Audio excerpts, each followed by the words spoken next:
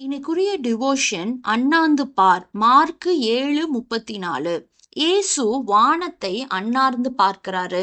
தனக்கு வரும் உதவி எல்லாம் உலகத்துல இருந்து அல்ல, பரலோகத்துல இருந்து தான் எப்போதுமே வருது அப்படிங்கிற உண்மைய இயேசு நன்கு அறிந்திருந்தார்.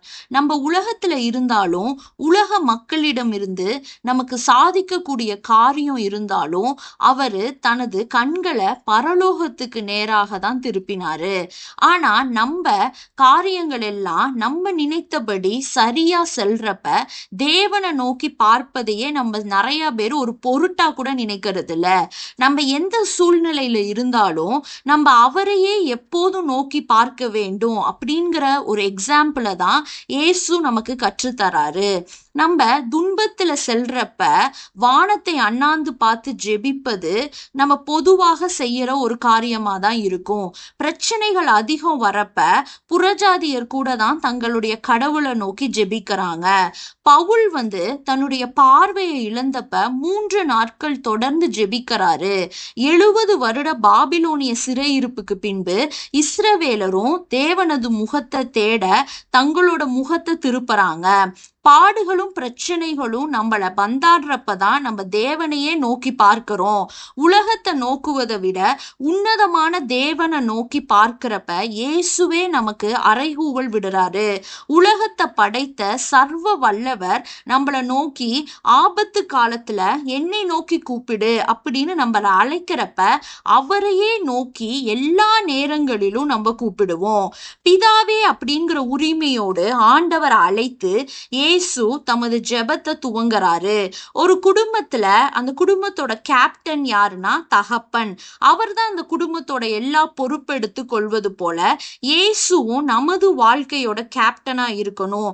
அவரே எல்லாத்தையும் பொறுப்பெடுத்து கொள்ளும் தேவனாக பிதாவை நமக்கு காட்டுறாரு. கஷ்டங்கள்ல தகப்பனார் தனது பிள்ளைகளுக்கு இறங்குவது போல நாமும் அவரை அப்பா பிதாவேன்னு உரிமையோடு அழைக்கிறப்ப நமக்கு அவர் கண்டிப்பா உதவி செய்வாரு. பிதாவின் இடத்துல குமாரனாகிய இயேசுவின் மூலம் பரிசுத்த ஆவியின் உதவியோடு நம்ம ஜெபத்துல அவரிடம் நம்ம இன்னும் நெருங்கி சேருவோம். அப்போஸ்தலனாகிய ஸ்தேவான் கல்லெறியப்பட்டப்ப அவரு அலறல, கத்தல. அந்த துன்ப வேளையில கூட தனக்கு உதவும் இயேசுவை நோக்கி தன் கண்களை வானத்தை நோக்கி தான் பார்த்தாரு.